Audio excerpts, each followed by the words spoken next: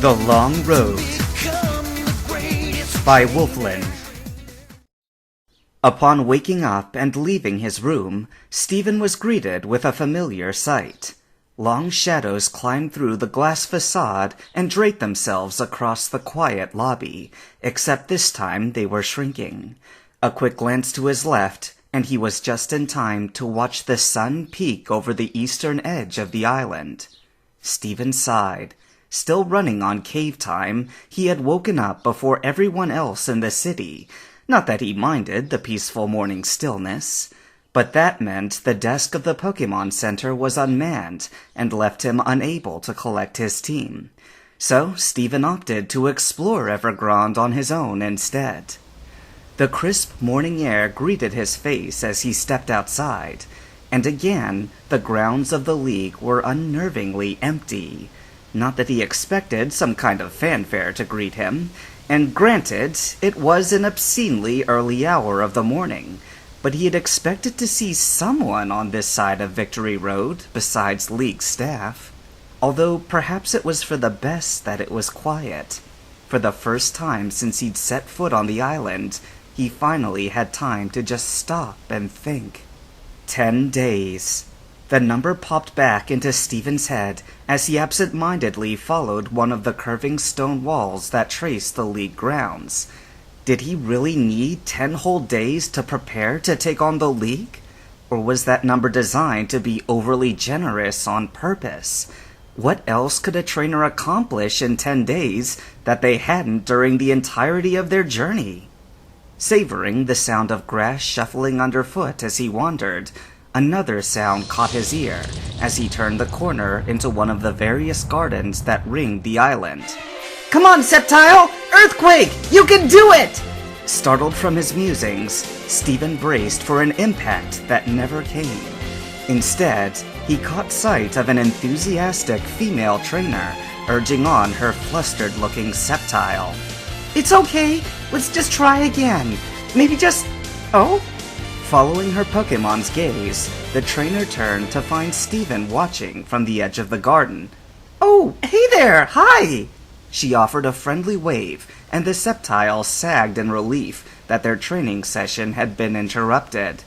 "Ah, good morning," Stephen said, with a polite wave in return, although the trainer's overly excited greeting was a bit much.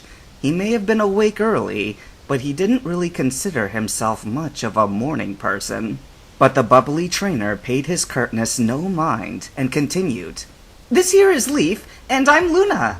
You must be here for the League Challenge too?" Stephen nodded, and thankfully, Luna was all too happy to keep chatting to care if he'd actually introduced himself or not. "Cool! We're nearly ready for our challenge. Only a few days left. Leaf's been trying to learn this TM for a week now, and I think we've nearly got it. Gotta make sure we're 100% ready to face the elites, so we're planning ahead." Again, Stephen simply nodded, but this time he cast a glance at where Leaf had stationed himself next to his trainer. Something about the slouch and the Sceptile stance didn't inspire confidence, and Stephen found himself thinking back to when he and Aggron were working on learning Thunderbolt before their gym match in Sutopolis. It had taken the Rock-type nearly a month to be able to use the Off-type attack effectively. He hated to think this, but Luna and Leaf weren't going to be ready in 3 days. "So I was thinking that ground-type attacks will work on both Iona and Simon, and the rest of my team has TMs to take on Glacia and Phoebe's teams too. So yeah, we'll have all our bases covered. Did I lose you there?" Stephen snapped to attention. He had spaced out on the chatty trainer, but Luna wasn't fazed as he muttered a quick apology. "No, that's on me. My mom always did say I have a bad habit of talking too much when I'm nervous, but it's not like I'm nervous or anything." Luna gave a confident smile to her partner. "Nah, we got this, right, Leaf?" Despite its tired expression, Leaf returned her grin with a nod, and Luna beamed with satisfaction. "So, when are you going to challenge the League?" Blinking, Stephen hesitated. When was he going to challenge the League?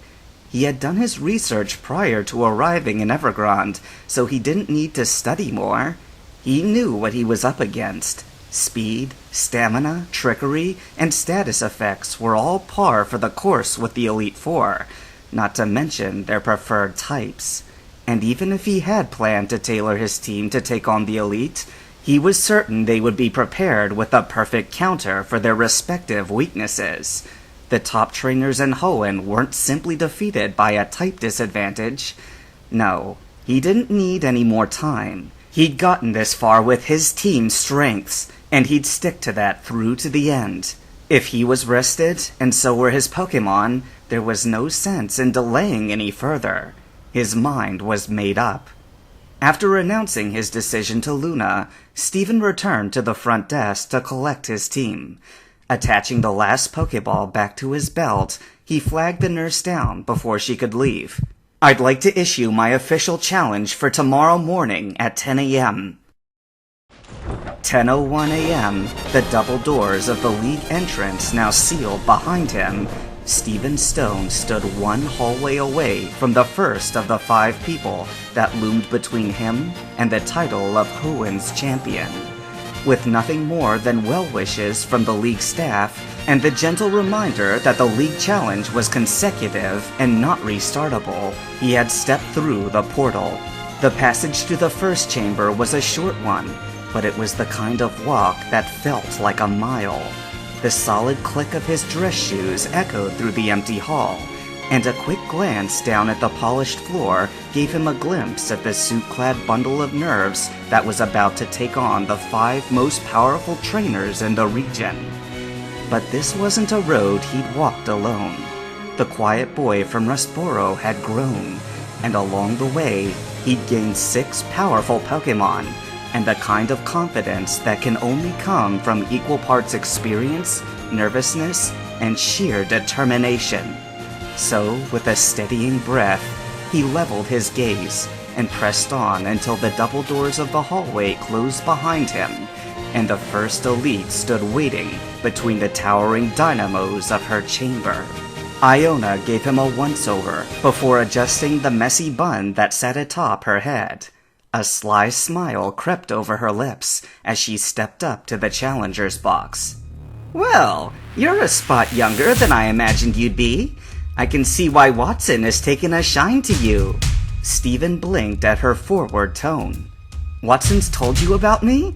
"Of course he has! There's not many electric-type trainers in this region. We talk all the time." Vaguely wondering if all electric-type trainers also shared the same taste in mechanics jumpsuits, Steven blurted out his main concern. "You're not as big a fan of puns too, are you?" Iona balked. "Heavens no! I hate those dreadful things!" Steven sighed in relief, but quickly paled as she jabbed an accusing finger his way. "Don't tell me you like puns! Is that why Watson likes you so much?" Shaking his head, Steven quickly denied the claim. No, definitely not." It was Iona's turn to sigh in relief. "Thank goodness. I was afraid I'd have to crush you as fast as possible to avoid hearing any more terrible jokes. Now I guess we can enjoy this battle at a much more reasonable pace." And there it was. Steven's eyes narrowed as the elite readied her first Pokéball. Speed. That's what Iona was known for. Her electric-type Pokémon weren't only strong, they were fast as well. Thankfully, he had long become familiar with the blue and yellow colors of a Manectric, and was able to recognize the blur that vanished as soon as it appeared from Iona's Pokéball. Taking a deep breath to steady himself, he channeled the growing surge of excitement into his throw, and launched his own Pokéball into the arena.